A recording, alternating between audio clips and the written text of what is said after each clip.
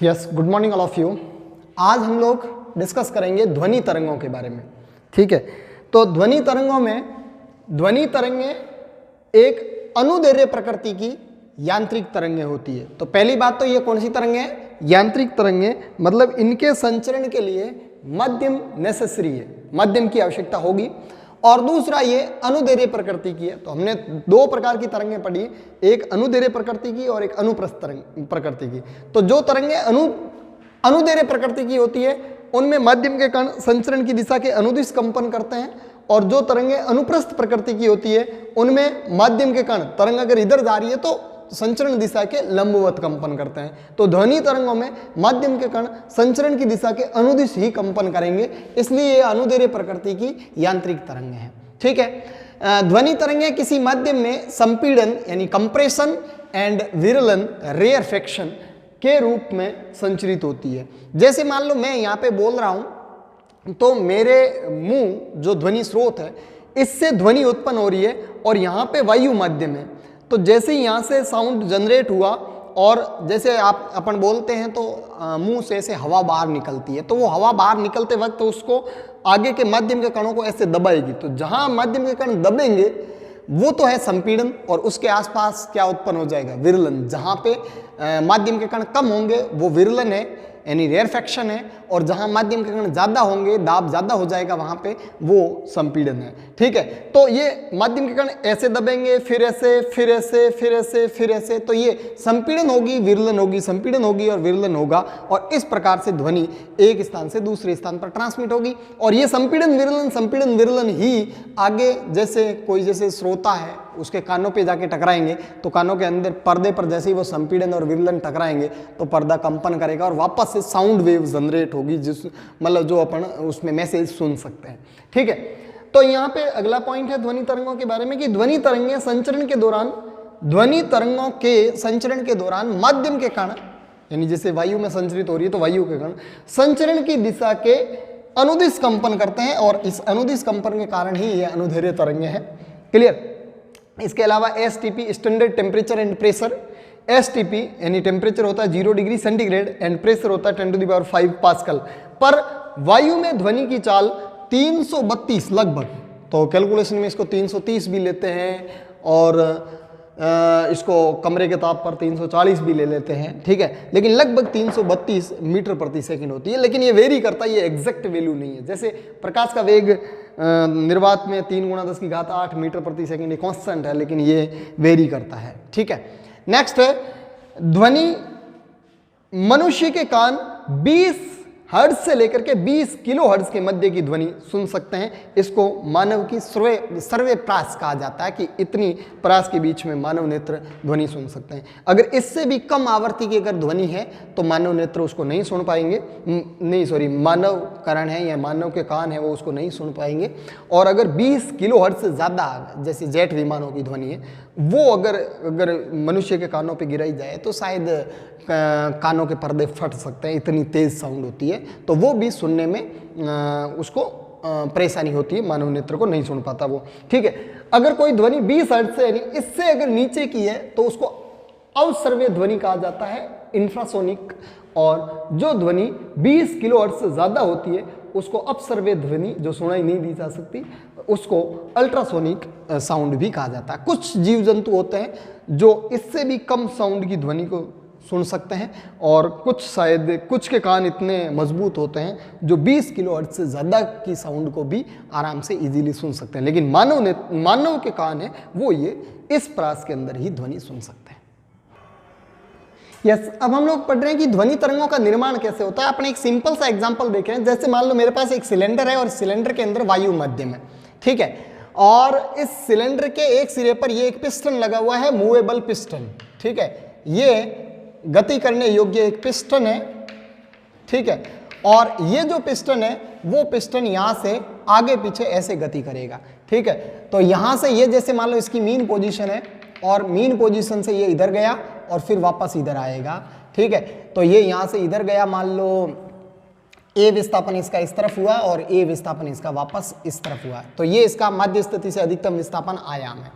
तो जैसे ये पिस्टन आगे पीछे गति करेगा, तो जैसे ही आगे गति करेगा तो यहाँ पे ध्वनि के पार्टिकल्स है, नहीं इस वायु के पार्टिकल्स है, वो आगे की तरफ दबेंगे और मान लो यहाँ की तरफ एक संपीड़न उत्पन्न हुआ, ठीक, ये एक यहाँ संपीड़न उत्पन्न हुआ, ऐसे वायु के पार्टिकल दबे, फिर ये पीछे जाएगा तो यहाँ विरलन उत्पन्न होगा और फिर पीछे बिल्कुल यहाँ पे जाकर के वापस ये आगे की तरफ दबेगा, तो ये वाला संपीड़न यहाँ पहुंच जाएगा और यहाँ एक दूसरा संपीड़न उत्पन्न हो जाएगा, तो ये संपीड़न यहाँ पहुंचेगा और दो संपीड़नों के बीच में एक विरलन होगा, ठीक है, और ऐसे फिर ये वापस पीछे जाएगा और फिर आगे आएगा, तो फिर यहाँ एक संपीड़न नया आ जाएगा और ये वाले दोनों संपीड़न इधर की तरफ शिफ्ट हो जाएंगे, तो ये संपीड़न यहाँ पे कुछ शिफ्ट हो जाएगा और फिर ये पीछे आएगा, फिर आगे जाएगा, फिर पीछे आएगा, फिर आगे जाएगा। तो हम लोग देख रहे हैं कि यहाँ पे कंप्रेशन कंप्रेशन कंप्रेशन यानी संपीड़न संपीड़न, और इस जगह रेयरफैक्शन रेयरफैक्शन रेयरफैक्शन रेयरफैक्शन, विरलन विरलन विरलन, ठीक है। तो ये इस सिलेंडर के अंदर ध्वनि तरंग संपीड़न विरलन के रूप में आगे बढ़ रही है, बल्कि ये वाला जो पार्टिकल है या ये वाला जो पिस्टन है जिसको हम लोग ध्वनि स्रोत कह सकते हैं, ये जो पिस्टन है इसका नाम हम लोग ध्वनि स्रोत भी लिख सकते हैं। तो यहाँ हम लोग क्या देख रहे हैं कि ध्वनि स्रोत पिस्टन मध्य स्थिति के इर्द गिर्द सरल आवर्ती दोलन कर रहा है, जबकि माध्यम के अंदर वो ध्वनि तरंग संपीड़न और विरलन के रूप में आगे की तरफ ट्रांसमिट हो रही है। तो हम लोग नेक्स्ट इसका देखते हैं कि ध्वनि में या ध्वनि तरंगों की जो समीकरणें होती है उन समीकरणों के बारे में क्या कहेंगे। तो ध्वनि तरंगों की विस्थापन समीकरण, ध्वनि तरंगों की विस्थापन समीकरण। तो ध्वनि तरंगों की जो विस्थापन समीकरण है उस विस्थापन समीकरण के बारे में हम लोग क्या कहेंगे। देखें, ये देखिए ध्वनि तरंग एक्स अक्ष के अनुदिश आगे की तरफ ट्रांसमिट हो रही है, ये इस तरफ एक्स अक्ष है, क्लियर।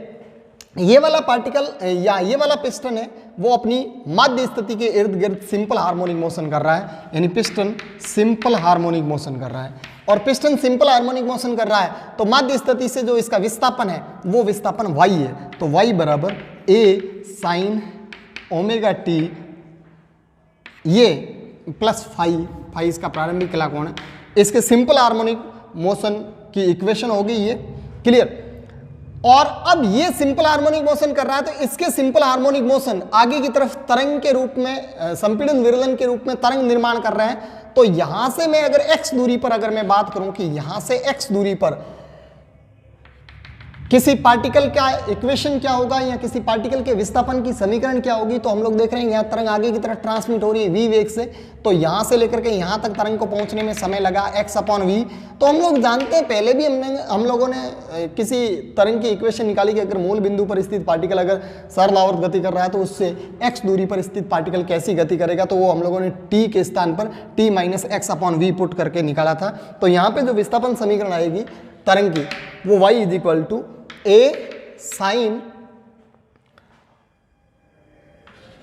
ओमेगा और t की जगह t - x/v और प्लस फाई प्रारंभिक कला कोण। और इसको मैं आगे सॉल्व करता हूं तो y = a sine omega t और ये ओमेगा/v के, तो kx प्लस फाई, ये ध्वनि तरंगों की विस्थापन समीकरण है। यानी किसी ध्वनि तरंगों में किसी प्रारंभिक बिंदु से x दूरी पर स्थित पार्टिकल, माध्यम का कोई कण माध्य स्थिति से कितना विस्थापित हो रहा है y, किसी समय t पर किसी स्थिति x पर माध्यम के कण का माध्य स्थिति से विस्थापन, ये जो समीकरण है वो ध्वनि तरंगों की विस्थापन समीकरण को व्यक्त करती है, क्लियर।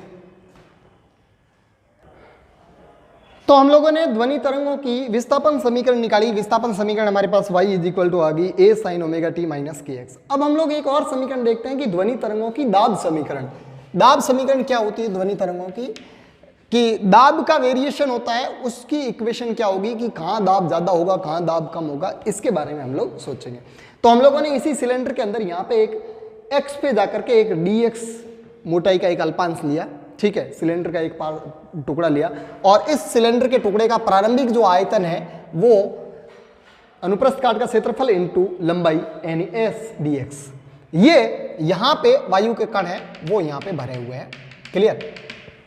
अब यहां पे साउंड ट्रेवल करेगा, तो साउंड ट्रेवल करेगा तो पीछे से एक संपीड़न आया और यहां के पार्टिकल्स को ऐसे वाई डी वाई आगे धकेला।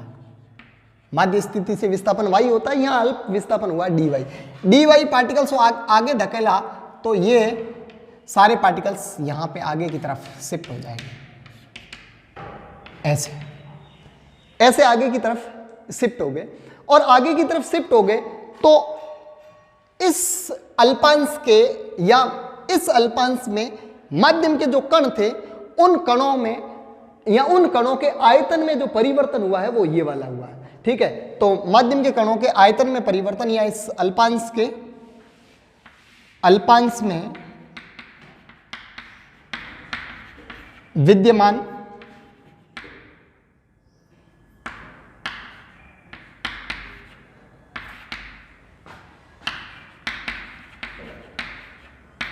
माध्यम के कणों के आयतन में संपीड़न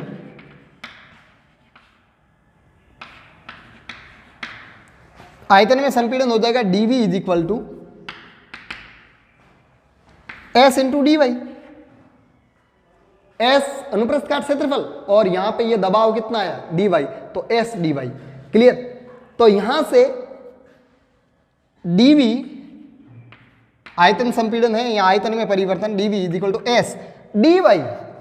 इस इक्वेशन को हम लोग अवकलित करते हैं तो यहां से dy आएगा और वो dy क्या आएगा देखें, यहां से dy आएगा ए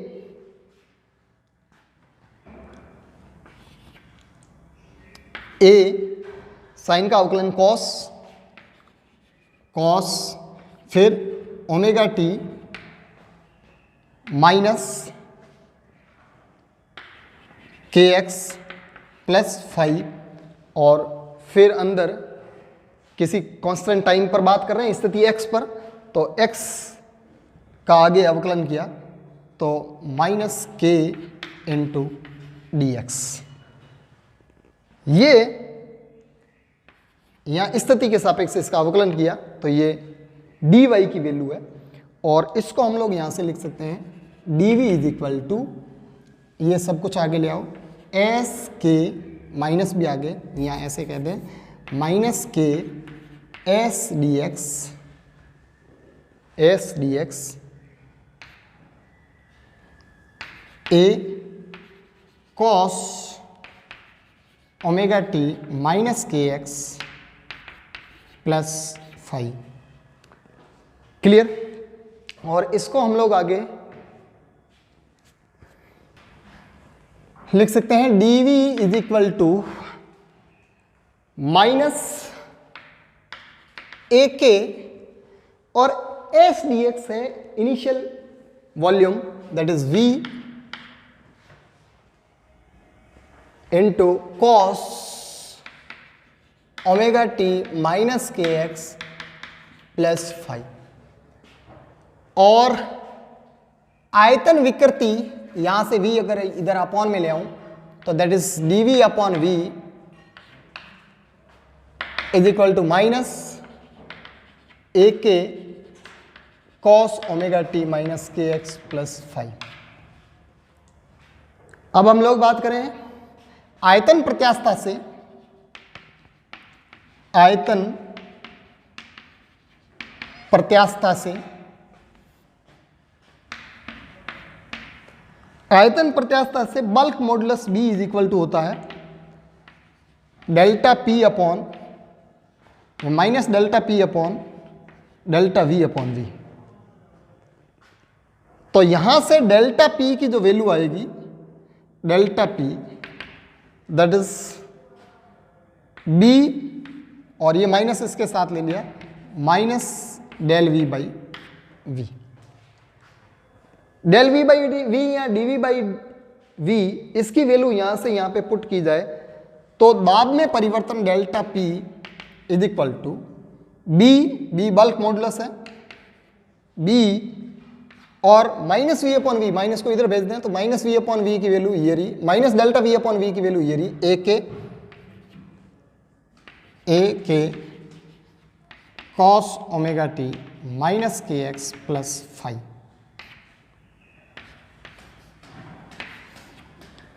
और यहां से इसको लिखा जा सकता है delta P is equal to B A K cos omega T minus के एक्स प्लस फाइव। ये हो गया इसका दाब शीर्ष। तो delta P is equal to delta P nought, दाब में अधिकतम परिवर्तन, कॉस ओमेगा टी माइनस के एक्स प्लस फाइव। अगर ये अधिकतम परिवर्तन धनात्मक में है यानी बड़ा है तो संपीड़न उत्पन्न होगा, और ये अधिकतम परिवर्तन ऋणात्मक है यानी दाब अगर घटा है इसका मतलब वहां विरलन उत्पन्न होगा।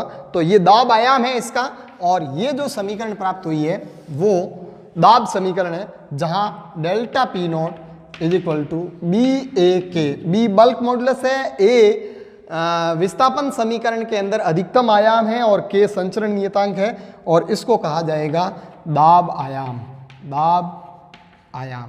तो ये किसी ध्वनि तरंग की दाब समीकरण है, और इससे पहले हम लोगों ने पढ़ी थी y is equal to a sine omega T minus के एक्स प्लस फाइव, वो इसकी विस्थापन समीकरण थी, विस्थापन समीकरण। और ये इसकी दाब समीकरण है भाई, ये है इसकी दाब समीकरण, दाब समीकरण। तो हम लोग देख रहे हैं कि विस्थापन समीकरण है वो साइन में है और दाब समीकरण है वो कॉस में है, बाकी कोई अंतर नहीं है। इसका मतलब ये हुआ कि ध्वनि तरंगों में विस्थापन समीकरण एवं दाब समीकरण परस्पर π/2 के कलांतर में होती है। क्लियर? इनके बीच में कलांतर π/2 का है, वो साइन में है और ये कॉस में है। तो आगे हम लोग इसका ग्राफिकल रिप्रेजेंटेशन देखते हैं कि एक ध्वनि तरंग को ग्राफ के द्वारा कैसे व्यक्त किया जाता है। यस, हम लोग ध्वनि तरंगों को ग्राफिकल रिप्रेजेंटेशन में देख रहे हैं कि हमारे पास जैसे मान लो ये ध्वनि तरंगों की विस्थापन समीकरण है y is equal to a sine omega T minus के एक्स प्लस फाइव। ठीक है, माध्यम के कण माध्य स्थिति से विस्थापनों को व्यक्त करेगी ये वाली समीकरण। ठीक है, इसमें हम लोगों ने देखा ये एक समीकरण बनाई, यहाँ के जो ये जैसे मान लो यहाँ पे माध्यम में कण है विद्यमान है, उन कणों का मैं रिप्रेजेंटेशन करूंगा। अब देखिए यहाँ स्थित कणों का विस्थापन है धनात्मक, मतलब आगे की तरफ, धनात्मक का मतलब आगे की तरफ और ऋणात्मक का मतलब पीछे की तरफ। ठीक है, तो यहाँ वाले सारे कण जिनका विस्थापन धनात्मक यानी यहाँ स्थित जितने भी कण थे वो ऐसे आगे की तरफ फॉरवर्ड हुए ऐसे, और यहाँ स्थित जितने भी कण थे उनका विस्थापन है वो ऋणात्मक है यानी मध्य स्थिति से पीछे की तरफ जा रहे हैं, यानी यहां वाले कण इधर की तरफ जा रहे हैं, फिर यहां वाले कण इधर की तरफ जा रहे हैं, और फिर यहां वाले कण इधर की तरफ जा रहे हैं। इसका मतलब यह हुआ कि इन दोनों जगहों वाले कण यहां आएंगे तो यहां पे उत्पन्न होगा संपीड़न, इस जगह संपीड़न उत्पन्न होगा भाई, इस जगह यहां पे बहुत ज्यादा माध्यम के कण आएंगे तो ये संपीड़न उत्पन्न हुआ। फिर यहां से दोनों जगह से माध्यम के पार्टिकल्स ऐसे जा रहे हैं तो यहां उत्पन्न होगा विरलन, और फिर यहां उत्पन्न होगा संपीड़न, यहां अगेन संपीड़न, संपीड़न, फिर यहां विरलन। तो ये हुआ यहां पे कंप्रेशन, फिर ये यहां रेयरफेक्शन, फिर यहां कंप्रेशन, फिर यहां रेयरफेक्शन। ठीक है, तो हम लोग क्या देखेंगे कि इस जगह दाब अधिकतम होगा, इस जगह P मैक्सिमम होगा और इस जगह P मिनिमम होगा। यहां पे P मैक्सिमम होगा यानी यहां पे जो P होगा वो मैक्सिमम होगा कितना, यहां पे जो मैक्सिमम P होगा वो वायुमंडलीय दाब प्लस डेल्टा P नॉट, और यहां पे जो P होगा मिनिमम वो मिनिमम P होगा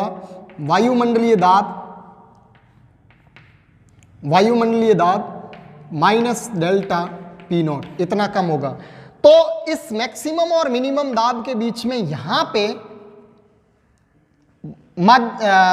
मॉडरेट दाब होगा जिसको अपन कहेंगे वायुमंडलीय दाब के बराबर दाब होगा। तो यहां पे दाब मॉडरेट, यहां पे दाब मैक्सिमम, यहां पे दाब मिनिमम, फिर यहां पे दाब अगेन मिनिमम, ठीक है। और इस प्रकार से फिर अगेन यहां पे दाब अगेन मॉडरेट होगा P नॉट, फिर यहां पे दाब अगेन P नॉट। तो हम लोग देख रहे हैं कि विस्थापन समीकरण में एक मीन पोजीशन पर संपीड़न उत्पन्न हो रहा, दूसरी मीन पोजीशन पर रेरफेक्शन उत्पन्न हो रहा, विरलन उत्पन्न हो रहा, फिर संपीड़न उत्पन्न हो रहा, फिर विरलन उत्पन्न हो रहा। क्लियर? तो इस प्रकार से हम लोगों ने एक विस्थापन समीकरण और विस्थापन समीकरण के अंदर दाब में किस प्रकार से परिवर्तन हो रहा है उसको हम लोगों ने यहाँ पे एनालाइज किया। यस, हम लोग नेक्स्ट देख रहे हैं कि किसी माध्यम में ध्वनि की चाल, किसी माध्यम में ध्वनि की चाल या किसी माध्यम में अनुदैर्घ्य तरंगों की चाल। तो हम लोग देखते हैं कि किसी माध्यम में ध्वनि की चाल है वो मुख्यतः दो माध्यम के दो गुणों पर निर्भर करती है। एक गुण है माध्यम की प्रत्यास्थता और दूसरा गुण है माध्यम का घनत्व, ठीक है। इन दो बातों पर डिपेंड करेगी कि किस माध्यम में ध्वनि की चाल ज्यादा होगी और किस माध्यम में ध्वनि की चाल कम होगी, ठीक है। तो इन दो पर डिपेंडेंसी इसकी प्रैक्टिकली इस प्रकार आती है, V is equal to under root of प्रत्यास्थता बटे घनत्व। अब प्रत्यास्थता ठोस, द्रव, गैस इन सब की अलग अलग होती है, ठीक है। घनत्व भी सबका अलग अलग होता है। तो अगर मैं ठोसों के लिए बात करूं तो ठोसों की प्रत्यास्थता यंग प्रत्यास्थता गुणांक से निर्धारित होती है, और तरलों यानी तरलों में आता है द्रव और गैस, इनकी प्रत्यास्थता आयतन प्रत्यास्थता से डिफाइन होती है, ठीक है।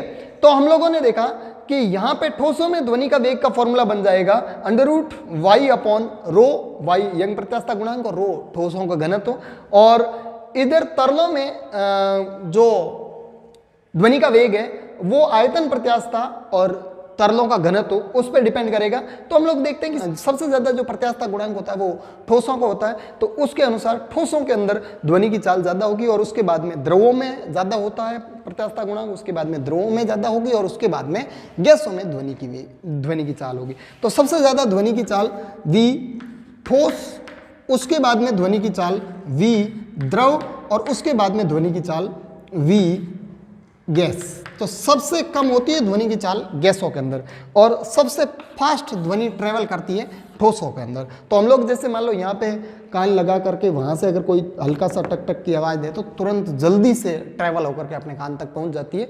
बाकी अगर अपन सीधा वायु के अंदर बोलें तो वही ध्वनि थोड़ा लैग के साथ वहाँ तक पहुँचती है। तो इस प्रकार से माध्यम में ध्वनि की चाल की डिपेंडेंसी है, और उसका कुछ इस प्रकार से फॉर्मूला बनता है। यस, नेक्स्ट हम लोग देख रहे हैं ध्वनि की चाल में न्यूटन का सूत्र क्या है। तो न्यूटन ने कहा कि किसी भी माध्यम में ध्वनि का संचरण, किसी भी माध्यम में ध्वनि के संचरण के दौरान जो संपीड़न और विरलन उत्पन्न हो रहे हैं, माध्यम में ध्वनि संचरित होगी, तो हम लोग कहेंगे कि ध्वनि संचरण के दौरान, ध्वनि संचरण के दौरान जो संपीड़न विरलन उत्पन्न हो रहे हैं, संपीड़न विरलन ये जो उत्पन्न होते हैं, इसने बोला कि ये संपीड़न और विरलन, ये जो आयतन का घटना, आयतन का बढ़ना, ये एक समतापी प्रक्रम है, समतापी प्रक्रम है।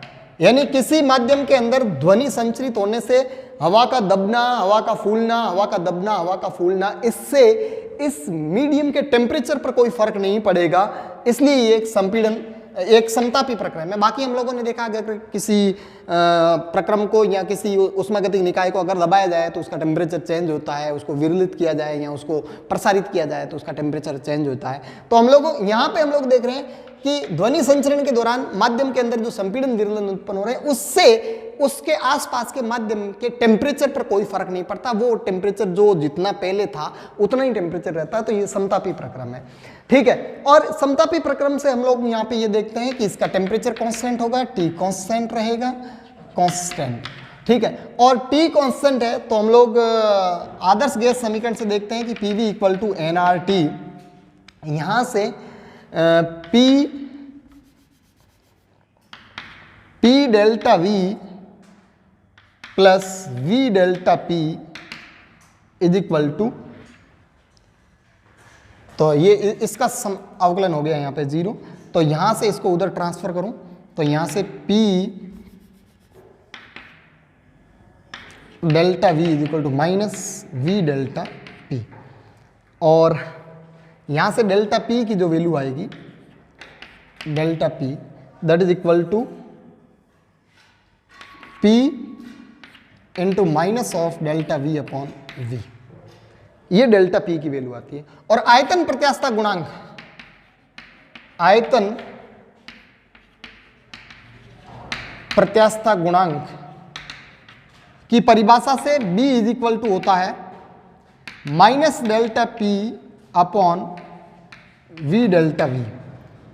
तो यहां से डेल्टा पी की वैल्यू वहां पे पुट करो तो B की वैल्यू आएगी, ये माइनस माइनस प्लस हो जाएगा और डेल्टा वी से डेल्टा वी कैंसिल हो जाएगा। तो ये वैल्यू पुट करने के बाद में ये वाली वैल्यू यहाँ पे पुट करोगे और इसको उससे काटोगे, माइनस से माइनस कैंसिल हो जाएगा। तो ये आयतन प्रत्यास्थता गुणांक आया दाब के बराबर। और हम लोग जानते हैं कि किसी माध्यम के अंदर, किसी गैसीय माध्यम में ध्वनि की जो चाल होती है वो v is equal to under root of आयतन प्रत्यास्थता गुणांक बटे घनत्व होती है। ठीक है, और यह आयतन प्रत्यास्थता गुणांक किसके बराबर है? दाब के बराबर है। तो v is equal to under root p upon rho. ये न्यूटन फॉर्मूला है, न्यूटन का सूत्र है ध्वनि की चाल ज्ञात करने के लिए। और हम लोग यहाँ पे क्या देखते हैं? हम लोग यहाँ पे देखते हैं कि एसटीपी पर, एसटीपी स्टैंडर्ड टेम्परेचर और प्रेशर पर दाब होता है 10 की घात 5 पास्कल, 10 की घात 5 पास्कल। और जो वायु का घनत्व होता है रो, वो होता है 1.29 kg पर मीटर क्यूब। ये दोनों वैल्यूज में अगर यहाँ पे पुट करूं तो v इज इक्वल टू आता है अंडर रूट ऑफ 10⁵ अपॉन 1.29। और इसको हम लोग सॉल्व करते हैं आगे। तो सॉल्व करने के बाद में यहाँ से v की जो वैल्यू आती है वो v लगभग 279 मीटर प्रति सेकंड। लेकिन ये तो बहुत बड़ी गड़बड़ होगी। हम लोगों ने अभी थोड़ी देर पहले जब ध्वनि तरंगें शुरू की थी तो हमने प्रैक्टिकली ये लिखा था कि एसटीपी पर किसी माध्यम में ध्वनि की जो चाल होती है वो 332 मीटर प्रति सेकंड होती है, जबकि यहाँ पे जो ध्वनि की चाल आई है वो 280 मीटर प्रति सेकंड है। ये एक विरोधाभास जनरेट हुआ और इस विरोधाभास के जनरेट होने से न्यूटन फॉर्मूले पर सवाल उठे। और न्यूटन फॉर्मूले पर सवाल उठने से वहां एक नया वैज्ञानिक आया और उसने इस फॉर्मूले को करेक्ट किया और उस करेक्शन को हम लोग लाप्लास करेक्शन कहेंगे। तो नेक्स्ट हम लोग पढ़ेंगे लाप्लास करेक्शन। नेक्स्ट हम लोग देख रहे हैं कि लाप्लास करेक्शन। लाप्लास करेक्शन की जरूरत क्यों पड़ी? देखिए, हम लोगों ने न्यूटन फॉर्मूले से ध्वनि की चाल निकाली तो वो 280 मीटर प्रति सेकंड के लगभग आई, जबकि ये लगभग 332 मीटर प्रति सेकंड के आसपास होती है। तो ये फॉर्मूला बिल्कुल गलत था और इस फॉर्मूले के गलत होने की वजह से ये गलत रिजल्ट आया। तो लाप्लास ने एक अनुमान लगाया और बोला कि इसमें कुछ संशोधन हो सकता है। तो लाप्लास ने कहा कि नहीं, माध्यम में ध्वनि संचरण के दौरान जो संपीड़न विरलन उत्पन्न होता है ना, वो संपीड़न विरलन समतापी प्रक्रम है, इसलिए माध्यम का या उस आसपास के मीडियम का टेम्परेचर चेंज नहीं होता, ये रीजन नहीं है। उसने कहा कि ये वाले जो संपीड़न विरलन इतने फास्ट होते हैं कि ये रुदोषम प्रक्रम है।